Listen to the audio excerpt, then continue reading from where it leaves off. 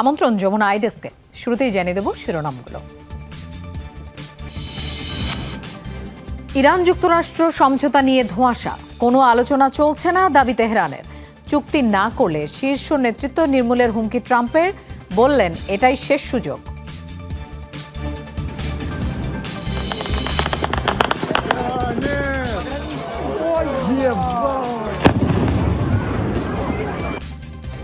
রাশিয়ার বিনোদন কেন্দ্রে ইউক্রেনের ড্রোন হামলায় নিহত 7। বেসামরিকদের হত্যায় মস্কোর নিন্দা, আরও 2টি এলাকার দখল নিল রুশ সেনারা। পরজীবী সাইক্লোস্পোরার প্রভাবে যুক্তরাষ্ট্রের ডায়রিয়ার প্রকোপ, 2 জনের মৃত্যু, 11,500 আক্রান্ত শনাক্ত।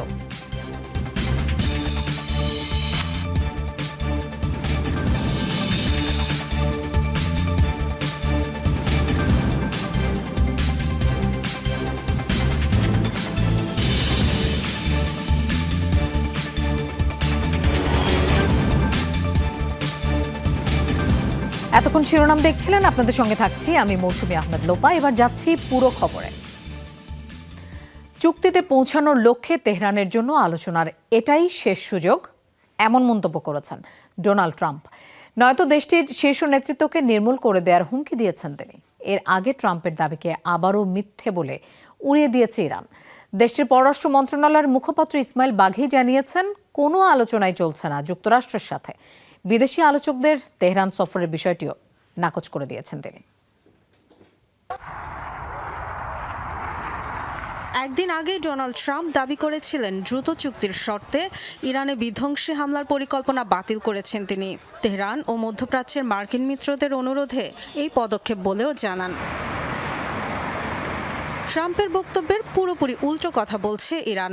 হামলা বন্ধে মার্কিন প্রেসিডেন্টকে অনুরোধের খবর আগের দিনই প্রত্যাখ্যান করেছিল তারা। এবার ওয়াশিংটনের সাথে আলোচনা চলার দাবিও উড়িয়ে দিল দেশটির পররাষ্ট্র মন্ত্রণালয়। তাদের দাবি, হরমুজ প্রণালীতে সাময়িক নিরাপদ রুট তৈরিতে ওমানের সাথে কথা বলছে তারা, কোনো মার্কিন প্রতিনিধি বা মধ্যস্থতাকারীদের সাথে নয়। তেমন পরিকল্পনাও নেই। যতদিন পর্যন্ত যুক্তরাষ্ট্র তার বিদ্বেষপূর্ণ কর্মকাণ্ড, নৌ অবরোধ, ইরান ও ইরানের স্বার্থের বিরুদ্ধে সামরিক আগ্রাসন এবং অপরাধমূলক কার্যক্রম অব্যাহত রাখবে, ততদিন পরিস্থিতি পাল্টাবে না। কোনো পরিবর্তন হয় কিনা তা পর্যবেক্ষণের পরে সিদ্ধান্ত হবে পরবর্তী কোনো পর্যায়ে আলোচনা করা যাবে কিনা। ডোনাল্ড ট্রাম্প অবশ্য এখনো দাবি করে চলেছেন আলোচনা চলছে। ইরানকে সতর্ক করে দিয়ে বলেছেন, 5 মাস ধরে চলা সংঘাত অবসানে এটাই শেষ সুযোগ। চুক্তিতে রাজি না হলে ধ্বংসাত্মক আঘাতের মুখে পড়তে হবে তাদের। শীর্ষ নেতৃত্বকে নির্মূলের হুমকিও দিয়েছেন। আমার মনে হয় আমরা হয়তো কোনো একটা সমাধানে পৌঁছাতে পারবো। চূড়ান্ত সেই ধ্বংসাত্মক পদক্ষেপের আগে আমি তাদের শেষবারের মতো একটি সুযোগ দিতে চাই, একটি ভালো নথিতে স্বাক্ষর করার জন্য। এটি তাদের শেষ সুযোগ। ওভাল অফিসের সাংবাদিকদের ট্রাম্প বলেন, ইরান সহ ওই অঞ্চলের বিভিন্ন দেশের অনুরোধে তিনি সংযম দেখিয়েছেন। হাজার হাজার মানুষের প্রাণহানি হতে পারে, পেন্টাগনের এমন অভিযানের পরিকল্পনায় অনুমোদন দেননি। এবার সঠিক পদক্ষেপ নেওয়া এবং শর্ত মেনে নেওয়া ইরানের সরকারের উপর নির্ভর করছে। ডরথিতা স্ট্রিন, যমুনা নিউজ। ইরাকে শিয়া মুসলিমদের পবিত্র স্থান ইমাম আলী রাদিয়াল্লাহু তাআলা আনহুর মাজার জিয়ারত করেছেন ইরানের পররাষ্ট্রমন্ত্রী আব্বাস আরাগচি। সোমবার ইরাকের নাজাফ শহরে অবস্থিত মাজারে যান প্রভাবশালী নেতা। শিয়া অনুসারীদের বিশেষ জমায়েত আরবাইন উপলক্ষে ইরাক সফরে আছেন আরাগচি। নাজাফ থেকে তাৎপর্যপূর্ণ শহর কারবালায় যাওয়ার কথা তার। 680 খ্রিস্টাব্দের কারবালা প্রান্তরে শাহাদাত বরণ করেন ইমাম হোসেন রাদিয়াল্লাহু তাআলা আনহু।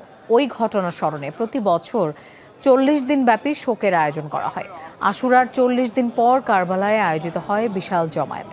অংশ নেয় লাখ লাখ শিয়া অনুসারী।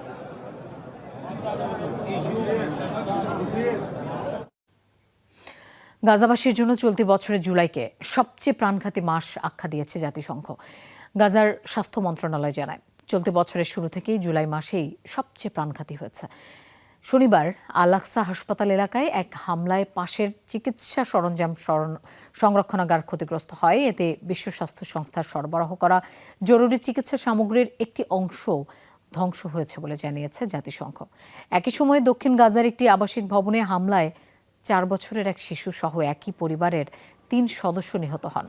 তবে ইসরায়েলি সেনাবাহিনীর দাবি হামলার লক্ষ্য ছিল সশস্ত্র যোদ্ধারা। জাতিসংঘ আরও জানিয়েছে গাজার অধিকাংশ মানুষ এখন পশ্চিমাঞ্চলের ছোট একটি এলাকায় আশ্রয় নিয়েছেন।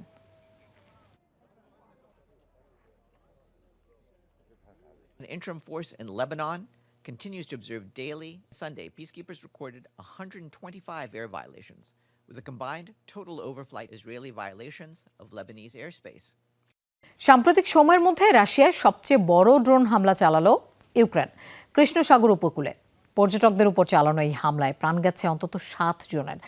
এই হামলার পাল্টা জবাব দিচ্ছে রাশিয়াও। ইউক্রেনের উত্তর পূর্বাঞ্চলে ভয়াবহ হামলা চালিয়ে 2টি এলাকার দখল নিয়েছে রুশ বাহিনী। এর পাশাপাশি হামলা চালানো হয় খার্কিভ অঞ্চলে অবস্থিত ইউক্রেনীয় বাহিনীর বিভিন্ন অবস্থানে। হঠাৎই বিস্ফোরণ সৈকতে, মুহূর্তে ছড়িয়ে পড়ে আতঙ্ক। ভয়ে ছোটাছুটি করতে থাকেন উপস্থিত পর্যটকেরা। মঙ্গলবার কৃষ্ণসাগরের আর্খিফো ওসি এলাকার সৈকতে এই হামলা হয়। হামলার সময় পর্যটকদের ভিড় ছিল সৈকতে। ভিডিওতে দেখা যায় পর্যটকবহুল সৈকতটিতে তীব্র গতিতে আছড়ে পড়ে ড্রোন। ঘটনাস্থলে প্রাণ যায় বেশ কয়েকজনের। সময় যত গড়াচ্ছে বাড়ছে রাশিয়া ইউক্রেন যুদ্ধের তীব্রতা। গেল শনিবার কিয়েভে ব্যাপক হামলা চালিয়েছে রুশ বাহিনী, যাতে প্রাণ যায় 9 জনের। ক্ষতিগ্রস্ত হয় শতাধিক স্থাপনা। ওই হামলার 3 দিন পর এবার রাশিয়ার বেসামরিক এলাকা লক্ষ্য করে আঘাত এনেছে ইউক্রেন। ইউক্রেনের হামলার জবাবে পাল্টা হামলা অব্যাহত রেখেছে মস্কো। বেশ কয়েক মাস ধরে কিয়েভের আকাশ প্রতিরক্ষা ব্যবস্থা দুর্বল হয়ে পড়েছে, আর এই সুযোগে হামলার তীব্রতা আর পরিধি বাড়িয়েছে মস্কো। নতুন করে খার্কিভ অঞ্চলের 2টি এলাকা দখলে নিয়েছে রুশ সেনারা। জুলাইকে ইউক্রেনের জন্য সবচেয়ে বেশি প্রাণহানির মাস আখ্যা দিয়েছে কিয়েভ। ইউক্রেনপন্থী বিভিন্ন সংস্থার দাবি, গেল মাসে রুশ হামলায় প্রাণ গেছে প্রায় 300 মানুষের। রাশিয়ানরা অমানবিক, তারা আমাদের পুরোপুরি মেরে ফেলতে চায়। ওরা চাচ্ছে আমরা যেন চিরতরে মুছে যাই। এদিকে গেল কয়েক মাস ধরে রাশিয়ার অভ্যন্তরে জ্বালানি ও গোলাবারুদের ডিপোসহ সামরিক বেসামরিক স্থাপনা লক্ষ্য করে নিয়মিত ড্রোন ছুটছে কিয়েভ। রেস্টুরেন্ট, আবাসিক এলাকা, অনলাইন শপের গুদাম, কোনো কিছুই বাদ যাচ্ছে না এই হামলা থেকে। প্রাণ হারাচ্ছে রাশিয়ার নাগরিকেরাও। মাহমুদ সাকিব, যমুনা নিউজ। যুক্তরাষ্ট্রে নিযুক্ত ইউক্রেনের রাষ্ট্রদূত ওলহা স্টেফানি শায়নাকে বরখাস্ত করেছেন প্রেসিডেন্ট ভলোদিমির জেলেনস্কি। সোমবার জারি করা এক ডিক্রির মাধ্যমে এই সিদ্ধান্ত বাস্তবায়ন করেন তিনি। গত 1 বছর ধরে যুক্তরাষ্ট্রের রাষ্ট্রদূতের দায়িত্ব পালন করে আসছিলেন ওলহা। ব্যক্তিগত সম্পদের বিবরণী নিয়ে অনিয়মের অভিযোগ পাওয়া যায় তার বিরুদ্ধে, যার জেরে চলছিল তদন্ত। গেল কয়েক সপ্তাহ ধরেই ধারণা করা হচ্ছিল অপসারণ করা হতে পারে ওলহাকে। অবশ্য ফেসবুক পোস্টে তিনি নিজে দাবি করেন ব্যক্তিগত কারণেই ছেড়েছেন পদ। বলেন, দায়িত্ব পালনকালে মার্কিন অস্ত্র সরবরাহ বৃদ্ধির পাশাপাশি দেশের পক্ষে মার্কিন সমর্থন বজায় রাখতে ভূমিকা রেখেছেন তিনি। ডায়রিয়ার পরজীবী সাইক্লোস্পোরার প্রভাবে যুক্তরাষ্ট্রের ইতিহাসে প্রথমবারের মতো মৃত্যু হয়েছে 2 জনের। প্রতিদিনই হাসপাতালে বাড়ছে রোগীদের ভিড়। পরীক্ষাধীন 11,500-র বেশি আক্রান্ত মানুষ। সবচেয়ে বেশি বিপর্যস্ত মিশিগান অঙ্গরাজ্য। খাদ্য বিষয়ক একটি নীতির পরিবর্তনের কারণেই এত ভয়াবহ আকারে ছড়িয়েছে এই রোগ, অভিমত গবেষকদের। এছাড়াও মেক্সিকো থেকে সরবরাহকৃত আইসবার্গ লেটুসের যোগসূত্র রয়েছে ভয়াবহ আকারে ছড়িয়ে পড়া এই প্রাদুর্ভাবের পেছনে বলে মনে করছেন চিকিৎসকরা। যুক্তরাষ্ট্রের ইতিহাসে প্রথমবারের মতো রেকর্ড ছাড়িয়েছে ডায়রিয়ার। এই প্রথম অন্ত্রের এই রোগের পরজীবী সাইক্লোস্পোরার সংক্রমণে মৃত্যুর ঘটনা ঘটেছে দেশটিতে। সাইক্লোস্পোরিয়াসিস নামক ব্যাকটেরিয়ায় আক্রান্ত হয়ে মিশিগানে মৃত্যু হয়েছে 2 জনের। তদন্তে মার্কিন খাদ্য ও ওষুধ বিভাগ এফডিএ জানিয়েছে, Michigan, new York, Texas, Illinois সহ অন্তত 9টি অঙ্গরাজ্যে ছড়িয়েছে ভয়াবহ এই রোগ। চিকিৎসকরা বলছেন, এর সাথে যোগসূত্র রয়েছে মেক্সিকোর একটি ব্যক্তি মালিকানাধীন প্রতিষ্ঠান টেইলর ফার্মস থেকে সংগৃহীত আইসবার্গ লেটুসের, যা ব্যবহার করা হয় যুক্তরাষ্ট্রের বেশিরভাগ ফুড চেইনের ফাস্ট ফুডে। মার্কিন স্বাস্থ্য বিভাগের সর্বশেষ তথ্য অনুযায়ী এখন পর্যন্ত তদন্তাধীন 11,500-র বেশি আক্রান্ত। বর্তমানে প্রায় 22,000 মানুষ ডায়রিয়ার সাথে লড়ছে। সংখ্যাটা দৈনিক বৃদ্ধি পাচ্ছে। নিশ্চিতভাবে এবারের ঘটনাটি আমার দেখা সবচেয়ে বড় প্রাদুর্ভাব, যে কারণে এবার এর উৎস খুঁজতে আমাদের স্বাভাবিকের চেয়ে বেশি সময় লেগেছে। মারাত্মক এই বিপর্যয়ে সবচেয়ে বেশি ভুগছে মিশিগানের ওয়েন কাউন্টি। এখন পর্যন্ত আক্রান্ত 1,379 জন। পুরো অঙ্গরাজ্যের হিসেবে যা ছাড়িয়েছে 2,216 রেকর্ড। জ্বর, বমি বমি ভাব ও মারাত্মক পেটের পীড়া নিয়ে প্রতিদিনই হাসপাতালগুলোতে বাড়ছে রোগীদের ভিড়। গবেষকরা বলছে খাদ্য বিষয়ক একটি নীতির পরিবর্তনের জেরে ব্যাপক হারে ছড়িয়েছে ডায়রিয়া। 2025 সালে সাইক্লোস্পোরিয়াসিস ট্র্যাকিং কর্মসূচিকে বাধ্যতামূলক থেকে পরিবর্তন করে অঙ্গরাজ্যগুলোর জন্য স্বেচ্ছাধীন বা ঐচ্ছিক ব্যবস্থায় রূপান্তর করা হয়। এর পাশাপাশি ফেডারেল স্বাস্থ্য সংস্থাগুলোর বাজেট ও জনবল হ্রাসের কারণে খাদ্যজনিত রোগ ছড়ানোর প্রাদুর্ভাব মোকাবেলা আরও জটিল হয়ে উঠছে প্রশাসনের জন্য। এই মহামারীর পেছনে আরও একটি কারণ হতে পারে খাবারে যে কোনো জীবাণু ও পরজীবী চিহ্নিত করার ক্ষেত্রে নিয়ম নীতির পরিবর্তন। মূলত মানুষের ভুলের কারণেই এত মারাত্মকভাবে এই জীবাণু ছড়াচ্ছে। ডায়রিয়ার অত্যাচারে খাদ্যাভ্যাসে পরিবর্তন আনতে হিমশিম খাচ্ছে মার্কিনিরা। নামি দামি রেস্তোরাঁ ও ফুড চেইন এড়িয়ে চলছে অনেকে। এছাড়াও কমে গেছে লেটুসের সরবরাহ। সাবরিনা নুসরাত, যমুনা নিউজ। মার্কিন প্রেসিডেন্ট ডোনাল্ড ট্রাম্পের নতুন শুল্ক নীতির বিরুদ্ধে মামলা হয়েছে যুক্তরাষ্ট্রের 25টি রাজ্যে। সোমবার ট্রাম্প প্রশাসনের ট্যারিফের বিরুদ্ধে এই মামলা করেন রাজ্যের গভর্নররা। তাদের অভিযোগ, আদালতের একাধিক রায়ের পরও প্রেসিডেন্ট নিজের ক্ষমতার সীমা অতিক্রম করে পদক্ষেপ গ্রহণ করেছেন। এর আগে ভারতসহ 60 দেশের উপর নতুন করে 10% ট্যারিফ আরোপ করেন ট্রাম্প। সেই সিদ্ধান্তেরই বৈধতা চ্যালেঞ্জ করে মামলা করা হয়েছে। জোরপূর্বক শ্রমে পণ্য উৎপাদনের অভিযোগ তুলে 1974 সালের আইনের অনুযায়ী অতিরিক্ত শুল্ক আরোপ করে ট্রাম্প প্রশাসন।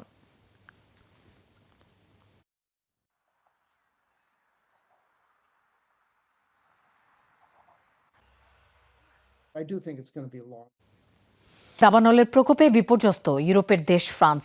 অস্থায়ী আশ্রয় কেন্দ্র থেকে নিজেদের নিশ্চিহ্ন হয়ে যাওয়া বাড়ির ধ্বংসস্তূপের কাছে ফিরছে মানুষ।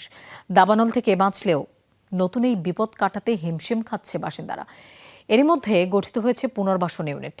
বসতবাড়ি পুনর্নির্মাণ সহ ক্ষতিগ্রস্তদের সহায়তায় কাজ করবে ইউনিটের সদস্যরা। চারদিকে ছড়িয়ে ছিটিয়ে পড়ে আছে ইট পাথর, যেদিকে চোখ যায় পুড়ে যাওয়া ধ্বংসস্তূপ। এর মাঝেই হতাশ হয়ে এদিক সেদিক ঘুরে বেড়াচ্ছে ফ্রান্সের লেপোর্ট শহরের একদল বাসিন্দা। দীর্ঘ 10 দিন পর অস্থায়ী শিবির থেকে ফিরেছেন তারা। দাবানলের ভয়াবহতায় ছাইয়ে পরিণত হয়েছে ফ্রান্সের বোর্দো শহরের আশপাশের বহু অবকাঠামো। আগুন নেভার পর নিরাপদ আশ্রয় থেকে ধীরে ধীরে ফিরতে শুরু করেছে বাসিন্দারা। ফিরে এসে নিজেদের ঠিকানার জায়গায় কেবল পোড়া ধ্বংসাবশেষ দেখছে অনেকে। চারপাশে পড়ে আছে পারিবারিক স্মৃতিচিহ্ন। মনে হচ্ছে কেউ যেন আমার বুক থেকে হৃদয়টা ছিঁড়ে বের করে নিয়েছে। এটি আমাদের সামার হাউস ছিল। গরমের ছুটি আমরা সবাই মিলে এখানেই কাটাতাম। বাড়িটায় আমার ছোটবেলার অনেক আনন্দময় মুহূর্ত কেটেছে। আজ সেগুলো সব নিশ্চিহ্ন হয়ে গেল। ভেবেছিলাম ব্যাপক ধোঁয়ার কারণে কিছু সময়ের জন্য চলে যাচ্ছি। কখনো ভাবিনি ফিরে এসে এই দৃশ্য দেখতে হবে। দাবানল থেকে বাঁচতে পারলেও নতুন এই বিপদ মোকাবেলা করার কথা ভেবে চিন্তার ভাঁজ পড়েছে অনেকের কপালে। শুধু বাড়িঘরই নয়, পুড়েছে বহু শিক্ষা ও কর্মপ্রতিষ্ঠান। অনিশ্চিত জীবনের কথা ভেবে হতাশ ফরাসি বাসিন্দারা। প্রশাসনের সাথে সমন্বয় করে একটি পুনর্বাসন ইউনিট গঠন করা হয়েছে, যার মাধ্যমে মানুষ উপযুক্ত আশ্রয়ের জায়গা খুঁজে পেতে পারে। এছাড়াও ক্ষতিগ্রস্তদের বাড়ি পুনর্নির্মাণ চলাকালীন প্রতিবন্ধকতাগুলো মোকাবেলায় আমরা সহায়তা করব। কেবল ফ্রান্সই নয়, দাবানল ছড়িয়েছে স্পেন, গ্রিস, নেদারল্যান্ডস সহ ইউরোপের বহু দেশে। আগুন নিয়ন্ত্রণে আনতে হিমশিম খাচ্ছে ফায়ার সার্ভিস কর্মীরা। ছেটানো হচ্ছে প্রচুর পানি ও রাসায়নিক। ভয়াবহ এই বিপর্যয়ে ভুক্তভোগীদের সহায়তায় এগিয়ে আসছে ইউরোপের অন্যান্য দেশও। সাবরিনা নুসরাত, যমুনা নিউজ। এখনো বন্যায় বিপর্যস্ত ভারতের আসাম। প্রাণহানি বেড়ে দাঁড়িয়েছে 87 জনে। বন্যায় তলিয়েছে রাজ্যটির 350-র বেশি গ্রাম। বাস্তুচ্যুত হাজার হাজার মানুষ। সবচেয়ে বেশি ক্ষতিগ্রস্ত শিবসাগর, চড়াইদেও, জোরহাট, গোলাঘাট, লখিমপুর, ধেমাজি ও বিশ্বনাথ জেলা। চরম ভোগান্তিতে দিন যাপন করছে 1.5 লাখের বেশি মানুষ। ক্ষতিগ্রস্ত প্রায় 1100 বাড়িঘর, অবকাঠামো। ডুবে গেছে 14,000 হেক্টরের বেশি কৃষিজমি। আসামের পাশাপাশি বন্যা কবলিত কেরালাও। রাজ্যটিতে মৃতের সংখ্যা বেড়ে দাঁড়িয়েছে 15 জনে। চলছে উদ্ধার অভিযান। 316টি অস্থায়ী শিবিরে আশ্রয় দেওয়া হয়েছে 11,000-এর বেশি বাস্তুচ্যুত মানুষকে। আরও কয়েকদিন অব্যাহত থাকতে পারে বৈরী আবহাওয়া, সতর্কতা আবহাওয়া বিভাগের।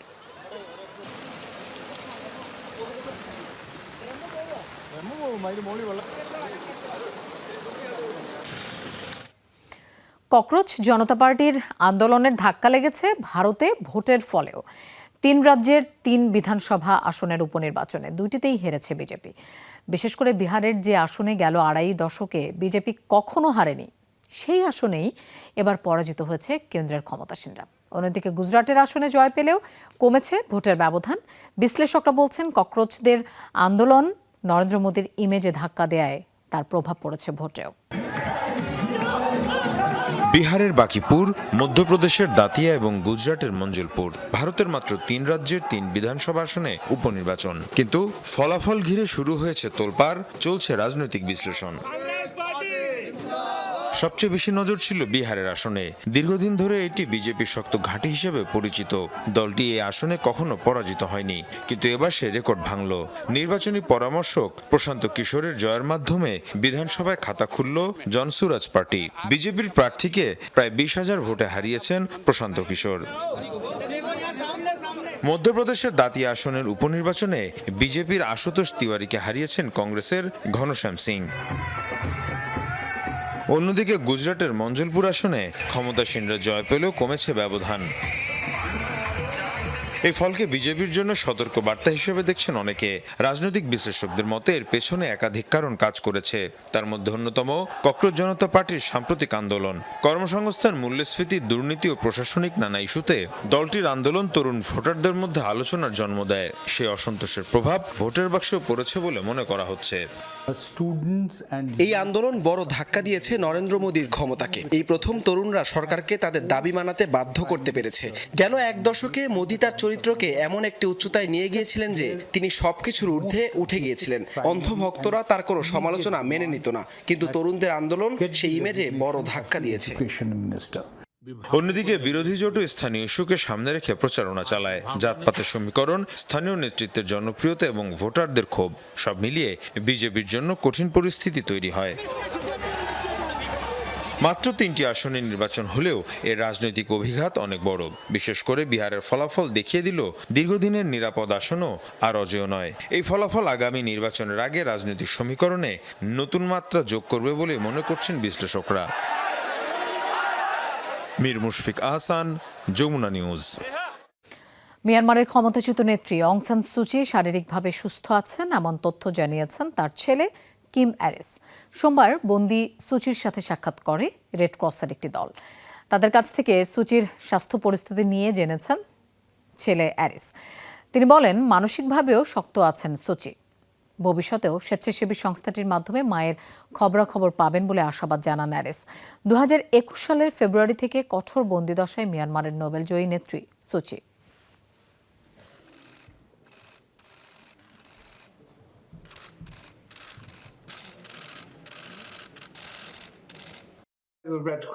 রেড ক্রসের প্রতিনিধিদের সাথে কথা হয়েছে। মায়ের স্বাস্থ্য বেশ ভালোই আছে বলে মনে হচ্ছে। যদিও রেড ক্রস প্রতিনিধিদের সাথে সাক্ষাতের সময় তাদের নিজস্ব কোনো চিকিৎসক ছিল না, তাই পরীক্ষা করে দেখা সম্ভব হয়নি। খুব বিস্তারিত কিছু জানা যায়নি, তবে মা শারীরিক ও মানসিকভাবে বেশ চাঙ্গা রয়েছেন।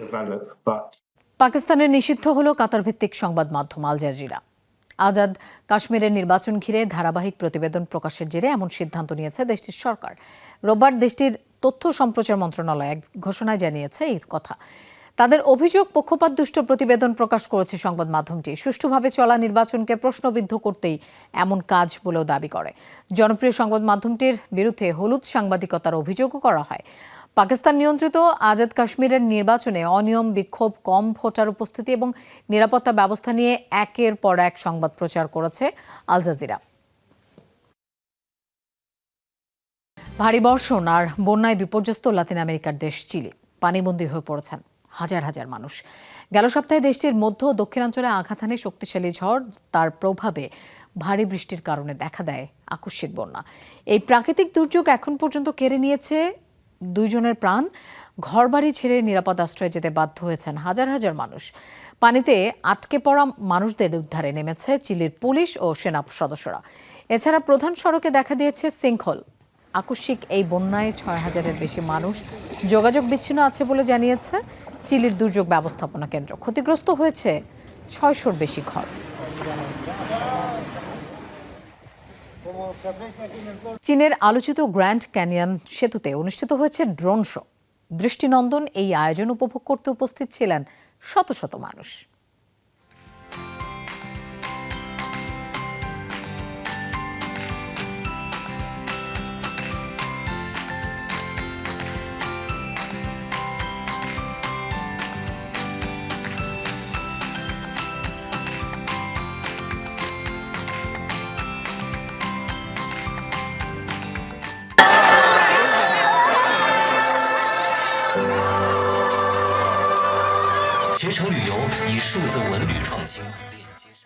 দর্শক, এই ছিল যমুনা আইডেস্কে। আর এতক্ষণ সাথে থাকার জন্য ধন্যবাদ সবাইকে।